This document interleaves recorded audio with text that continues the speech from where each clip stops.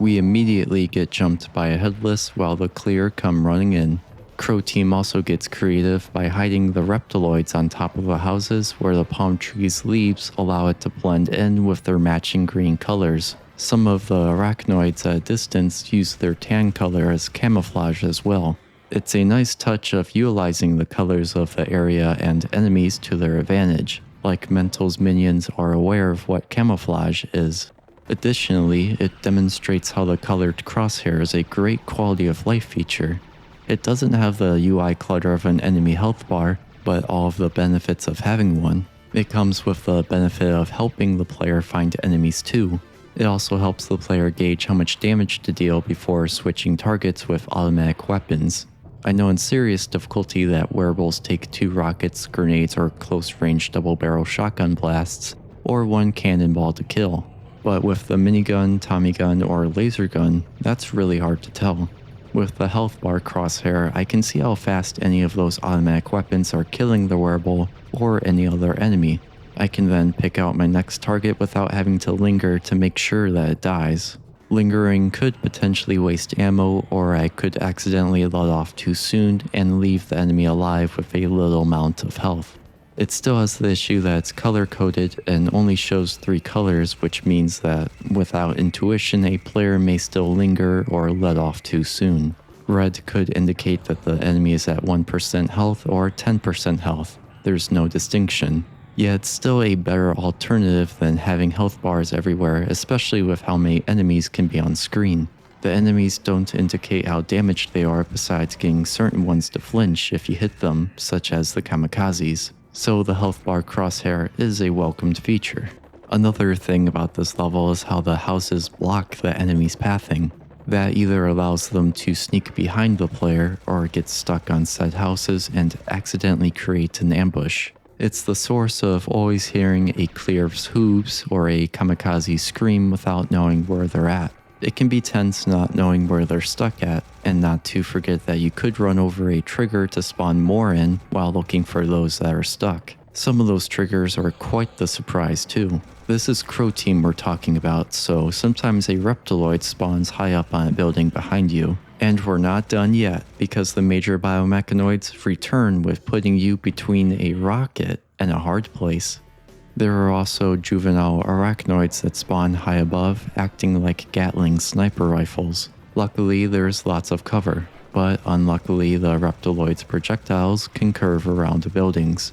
It's a nice give and take that an arachnoid and a reptiloid combination creates. Nonetheless, Crow Team was not feeling charitable with the spawns in this level, similarly to Oasis.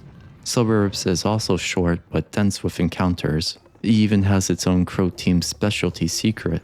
The Yodel secret is obviously a joke with how the building moves to block the closest escape.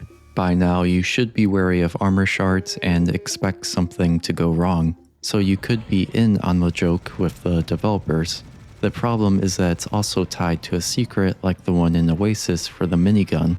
Anyone that wants to get all of the secrets has to survive the 3 majors and an adult arachnoid. It is possible, but it is getting to a point where the joke is getting excessive. It's like a joke someone keeps saying and you wonder if they actually mean it or if they don't have any other material. I do wish that Crow Team made their surprise major biomechanoid traps more interesting. The serious health in the Shrine of Ramses III in Karnak is a good example of an interesting trap, or the similar trap back in Valley of the Kings with the serious health in the mouse cage. The pill in Oasis that spawns a major biomechanoid right behind you, or this Yodel secret, or not. They seem more inclined to outright kill the player than an actual fight where skill can prevail. Another secret, the secret trap, is a few steps away which does a similar thing. 3 minor biomechanoids spawn in succession and at the end a major in a close quarters area. They feel a lot more like puzzles where the player has to figure out how to minimize the damage they take. I could be more forgiving towards these traps if they changed things up, however it gets tiring having to deal with it a lot. Of course, you can always skip these secrets. They don't give anything worth grabbing besides the minigun one in Oasis. Yet it also ruins the point of exploring if the secrets are worthless and at worst detrimental. Going off of memory, Suburbs is probably the worst offender of having enemies spawn on an item pickup. It feels like the majority of them are trapped. The door to downtown Memphis is locked, so the only way forward now is through the sewers. In case you were wondering, yes, the ancient Egyptians had a sewer system, although not like how it's shown in the game. It was more like a drainage system, with the wealthy having better amenities like limestone toilet seats. However, the sewers aren't here for historical accuracy. They're here to settle a grudge. It's a common trope to have a sewers level. Just ask Civvy. Serious Sam was once promised not to have one, yet it was added in during the cut from 40 to 15 levels, where the sewers were added to make it 15. The main reason was to make George Broussard, one of the creators of Duke Nukem, shut up, who claimed, quote, he would stop saying bad things about Serious Sam for good if the Serious engine can allow for dark, closed, impossible to see anything sewerish levels, unquote. I guess the Tomb of Ramses wasn't good enough for him, but to be fair, that level wasn't made yet, and the Tomb's levels of the Alpha weren't made public. Those Alpha Tomb levels are rather bright too. Like with any ambition, time and money constrained Crow Team to finish the game, as evident from the cut from 40 to 15 levels.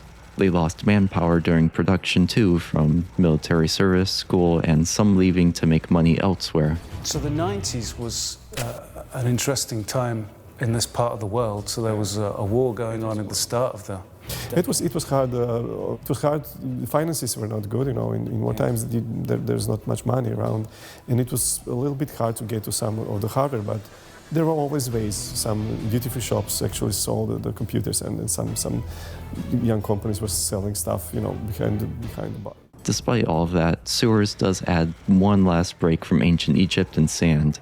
Plus, it's the last bit of verticality that we get before everything becomes flat, both figuratively and literally, with an exception in Luxor. The overall quality of the later levels is still fine, but falls short in some aspects, as we'll see. Likewise, the levels after this are at least around a half hour to beat, with most of them taking near an hour compared to the 15 to 25 minutes for the levels so far. For now, let's enjoy the short breather. Thankfully, Crow Team didn't take the impossible to see anything line seriously. The waters are murky, although they were nice enough to highlight the underwater pillar needed to open the door to progress. There's a Leviathan electrofish next to the pillar, so enjoy the lassophobia. It's weird because it seems like it's a bug or an Easter egg. It doesn't move or do anything until you shoot it, which then it spawns regular electrofish. I think having it disappear after making its presence known would have been better. Freezing it in place is just odd and ruins the horror. For a sewers level, it's not that bad. It's the shortest level of the game and doesn't overstay its welcome. It shows off the serious engine too, such as having a pocket of water suspended in air. The level is straightforward with not a whole lot to talk about besides for one fight.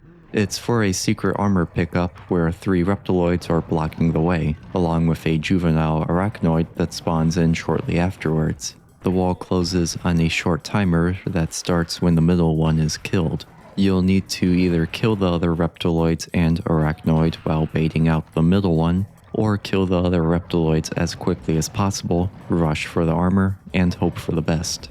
An adult arachnoid is, of course, waiting for you once the wall lowers after getting the armor. It's one of those secrets where it's helpful to know how it works ahead of time. I hope that you enjoyed the bathroom break, since things are about to get serious.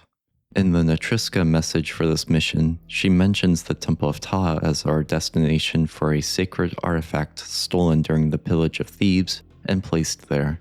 As discussed earlier in the video, she doesn't know what its significance is. What's interesting to us is how the entry mentions that the temple was built to get closer to the sky and their gods, which we can theorize to be the Syrians arriving by their spaceship. And since we have the power of retrospection, we know that this artifact is the sign of Amun-Ra, which is the key used to call the Syrian spaceship. I think that it's safe to assume that the Memphis raiders stole the sign of Amun-Ra from Thebes to cut them off from the Syrians, since Thebes was the religious center and where the Syrians first arrived. If you look up the Temple of Ptah, you'll most likely find sources referring to the temple within the Karnak Temple complex, located in modern-day Luxor. or web pages for Assassin's Creed. Crow Team got this one correct since Memphis, in historical terms, was a major religious center specifically for the god Ptah, with its main temple dedicated to him, despite the other websites drowning out that information. The only historical discrepancy here is not labeling Memphis as a religious center, but for plot reasons it can be forgiven. It is ironic that they would safeguard the sign of Amun-Ra in the Temple of Ptah, since Ptah and Amun are considered the creator god, the ones who started life and everything else. Although that creator god role may have shifted as time passed between the two of them, or they simply shared the role. It's hard to tell. The Ra part of the name comes from associating the god Ra with Amun. Ra is another creator god, by the way. Egyptian mythology is messy, just like Serious Sam's story. Amun is most prominently featured in Thebes, which would give some nice religious context as to why Memphis and Thebes would be at odds with each other. Unfortunately, that isn't utilized in Serious Sam. The one excuse that I can give is that maybe Sam arrived after Ptah, Amun, and Ra started to be associated as one, but still separate, distinct entities, which would make putting the sign of Amun-Ra in the Temple of Ptah make sense. Anyway, it's time to talk about Metropolis. It's a level that contains non-stop action. Every inch will be fought for, and in the context of what the sign of Amun-Ra is used for, it's fitting. Metropolis is dense with spawners to the point where they feel like tripwires. In the first area, you have to be careful about backtracking to avoid triggering spawners that you didn't step over. If you're not up to it, you can always rocket jump to skip to the final arena, provided that you have enough health, but as always, that's not fun. It at least gives us a peek at the jump pad outside of the bounds of the level. I believe this is for if a werebull knocks you out of the arena than for somebody skipping over the previous parts. The first section of the level is fair, but definitely a difficulty spike. As long as you've learned the basics of Serious Sam, such as being frightened of +1 pickups, then you'll be fine. The only thing that might throw players for a loop are the reptiloids spawning on top of the pillars in a previous area behind the player. It's a good lesson to learn now for what's to come. There's also plenty of supplies to pick up, including a cache once this section is finished. The next section, Suburbs Part 2, sucks. I always see people complain about Clear Alley, but not as many, if at all, seem to mention this part. And after playing through this section on both normal and hard, it wasn't that bad. I would argue that this area is much more difficult and tedious than Clear Alley, at least on serious difficulty. It's dense with many pathways allowing for Clear to sneak up from behind. Clear seem to spawn from every trigger like there's some clown car of them nearby. It doesn't help that supplies are relatively sparse for how much you potentially have to deal with in this area. Arachnoids are always spawning on top of the buildings, with some really egregious ones spawning way above on top of the building behind you. They're pretty much outside of the bounds of the map, allowing them to chip away at your health before you know it. It happens twice too, with Clear providing pressure on the ground. Sure, the reptiloids in the previous section gave a lesson about how Crow Team are going to start spawning long-range enemies behind and high above you, but this feels more like having one lesson than immediately having to take an exam on it. The maze-like setup makes it difficult to tell where enemies, mainly Clear, are going to attack from. The trees and varying heights of the buildings also provide cover, more so for the arachnoids to hide and provide suppressive fire than for the player's benefit. There are also so many triggers in this map that it's bound to offend someone.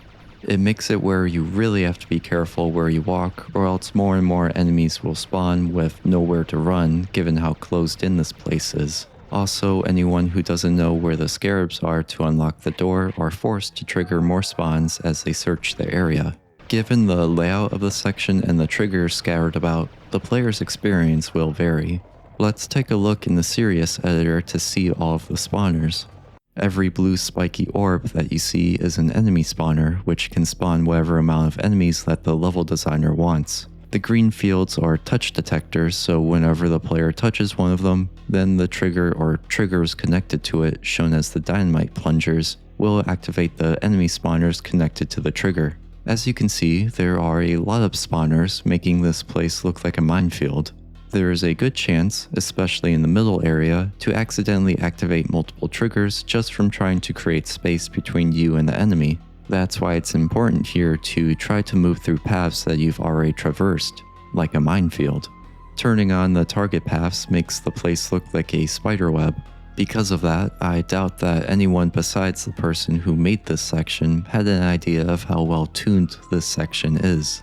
It's an extremely enemy-dense and tedious area that's a potential slog to get through, topped off with a fight against 3 arachnoids, 2 clear, and a reptiloid, the most annoying enemies of this section.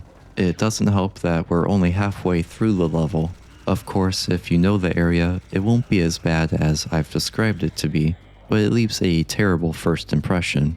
In the next section, there's a secret that holds the cannon. It's hard to see as it looks like a regular wall and isn't shaded a different color as usual for secret walls. You can get it in the next level, but it is much more useful to grab it now for the arena fight later and to help ease the recent tedium. It's also the earliest that you can have the full arsenal if you've grabbed all of the secrets. I suppose now the secrets are a bit devalued since they're only going to contain health, armor, and ammo. Still very useful, don't get me wrong, but there is one less thing to look forward to in exploration. Crow Team at least did add in some special features, such as multi-directional gravity, only in the secrets to keep the players incentivized to seek them out if they're not going for full completion or are well stocked in supplies, which is a good consideration made by them. The next part isn't that eventful to discuss, but it is still action-packed with a taste of what will come in the next section. At least all of the enemies come in front of the player, besides 2 reptiloids, which is nice compared to the last section. The corridors aren't tight, but small enough where you'll need to stand your ground or else you will get surrounded. There's also a Crow Team specialty that is survivable if you have your Tommy or minigun out in preparation. Survivable yet still cheeky with patience already ran thin. Shortly after, there is a Pib spikes with a closing trapdoor whenever a werewolf charges across it, except for the first one. You can either run across it when it closes or kill off the werewolves. Regardless of your approach, you are trapped in the next corridor with the pit remaining open once you cross it. If you missed the minigun secret before, you'll get it here, and you are going to need it. The minigun is the old reliable weapon for dealing with hordes of enemies. It can be good for high health enemies too, but that ammo would be better spent elsewhere, unless there's a lot of pressure making switching weapons a gamble. Like the Tommy gun, it has hit scan bullets, however it must rev up before firing. That brief moment really only matters if a kamikaze is about to damage the player, and otherwise doesn't matter. It has the same damage as the Tommy gun with double the rate of fire, so it essentially does the same damage per second as the laser gun, but chews through ammo twice as fast. Ammo efficiency is what keeps the Tommy gun viable when the minigun is acquired. The same goes for the laser gun, but for high health enemies in its case. Sure, you could kill all of the fodder with the minigun, but you'll be spending more ammo than if you used the Tommy gun instead. The minigun also has a small amount of spread, while the Tommy gun has perfect accuracy, making the Tommy gun the better choice to use at long range. There is a point where there is too much fodder to clear out and the Tommy gun just can't handle it, making the minigun the preferable option, as we'll see in a moment. The minigun will prove its worth here if it hasn't already. It may be called Clear Alley, but it has obscured some players from seeing the rest of the game. From all of the frustrations of trapped items, enemies spawning behind the player, that whole previous area before this, and the amount of time that this level takes, this is the breaking point that separates the Shirleys from the serious. Clear Alley starts off with a Werball wave along with some clear sprinkled in who only show up on serious difficulty for this particular wave. It also utilizes sound well, as you can hear a lot of bulls before you can see them.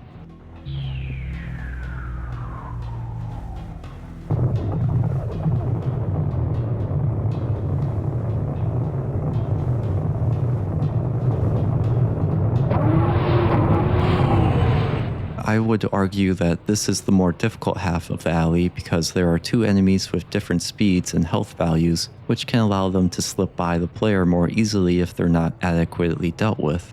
The Werewolf's big hitbox upon death doesn't help either by blocking shots and forcing other enemies to move around it, making it harder to keep the enemies grouped up. Once they're taken care of, it may seem like it's over as nothing else is spawning in. It's a nice false sense of relief, like the eye of the storm is passing over. As the player approaches the bend, it's made clear that this isn't over yet. A full 3 minutes of constant clear. Crow Team is generous for giving the player some leeway to move backwards before the clear inevitably forces them to do so towards the pit of spikes. You can rocket jump or do a trick jump over the gap, but eventually the floor will close to allow the clear to pounce on you. It's better to hold both your ground and the trigger anyway, since the minigun and laser gun makes this a breeze. On serious difficulty, there is a large surplus of ammo to kill off the clear without needing to move backwards that much. In my opinion, Clear Alley isn't hard at all with your trusty arsenal, and all of that hyping up that I did earlier is a bit dramatic. But for newcomers to the series playing on normal, that might not be the case. One change that I don't like in Revolution is the spawner at the end of the corridor once the main clear waves are done. Once you get close enough, the spawner stops operating in Classic. However, since it's technically a broken spawner as it can potentially not spawn all of its capacity, Revolution fixed it to keep trickling in clear. It goes on for a while too, which makes it a bit awkward to enter the arena. It probably should have been removed as we've had enough clear already, and this trickle doesn't offer much besides keeping the pace up. I think removing the spawner would serve as a nice breather before the arena, given what the player just went through. Afterwards, the player is met with a giant ominous area where the items are telling you that this level isn't done with you yet. It feels set up like a boss room, and on the Xbox version it is, with a giant lava golem. On all other versions, it's just a series of waves. The last bit of ammo given was the green ammo pack back at the middle of Clear Alley, so players are most likely going to be dry on ammo, or at least on bullets. There are a bunch of shotgun shells which will work for the first wave of incremental kamikazes spawning around the player, just like the one back in Dunes. Luckily, right after that wave, there's a green ammo pack. Not enough to feel fully replenished, but enough to scrape by. The next wave are harpies, and the one after that are werebulls. They aren't accompanied by any other enemy. I've already discussed them, and it's mainly just a lot of them to fight at once. Challenging and still fun, but definitely could be improved to where it's not just spamming the same enemies. Major biomechanoids and clear make up the final wave.